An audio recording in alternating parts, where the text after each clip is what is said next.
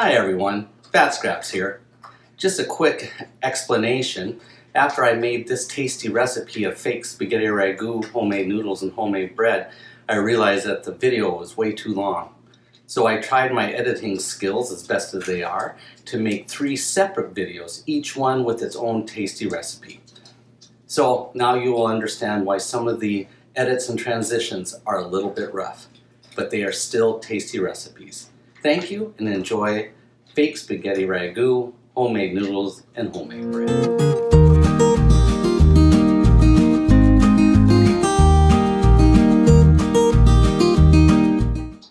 Well, I had a nice cup of coffee, took a little snooze with my puppy, and now we're back to make some noodles.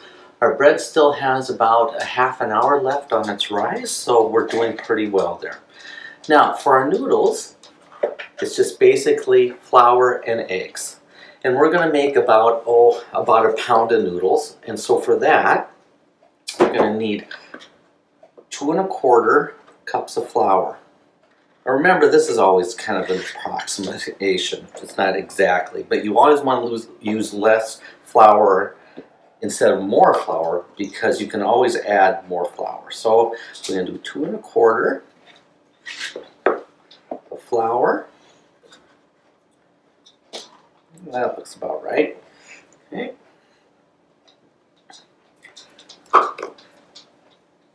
About 3/4 of a teaspoon of salt. That's kind of a guesstimate. Okay. Then 3 backyard fresh eggs.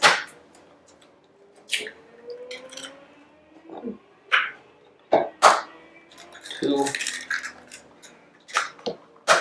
3. Okay. Then about a tablespoon of water and a tablespoon of oil. Okay. Nice. And again, I'm just going to mix this up with my hand, but I know that you guys are going to really get into doing this. So when you buy that stand mixer to make your bread, you can use it also to help make your noodles. So this will take just a little bit and we'll be right back.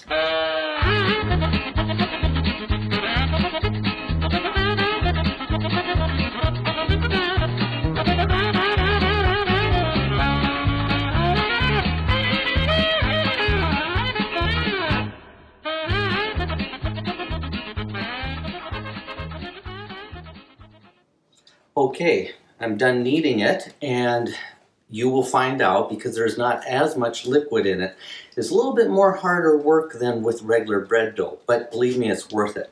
So now what I'm going to do is I'm going to cover it in plastic wrap and let it set for a good 15-20 minutes. And then we'll start making some noodles. Our noodle dough now has been resting for about 15 minutes, and then what I did was I simply just cut it into 4 sort of equal sized pieces to make it a little bit easier to work with. Now normally I would roll this out by hand, and I would make my sheets as thin as I would like to have them, or as thick if you like thicker noodles, and then use a pizza cutter to just cut the noodles to length. Now the reason I'm using my noodle machine here is basically because I'm kind of lazy and I don't want to take all the time to do that. So if you're going to use a noodle machine, I can see this piece is a little bit too big, so I'm going to cut this in half again too. And what it is, it's simply a roller, and it rolls it out for you. So you're going to put it through the first one, right? And now you're going to use a lot of flour. It just helps with it so it doesn't stick and all that, okay? So you can put it through that first one, fold it in half, and put it through again. Then you're going to go not to the next one, not to 2, but to skip all the way to 3. Roll it through again, easy peasy, fold it in half, dust it with a little flour, roll it in through, and then go down to 5, and that's the way I like it. That's how thick I'd like it. And then just roll it through one more time on number 5. and you have this beautiful sheet of dough. There you go, voila. Put a little bit more flour on it so it doesn't stick.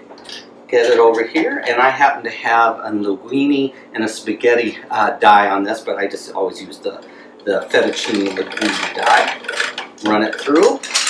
Then I have a pasta drying rack. You don't need one, and there you go. Now, if you don't have a pasta drying rack, and I didn't have one for years, so what I would do is take a broom or a mop handle and put it between two chairs, put a clean towel over it, and drape them over the towel.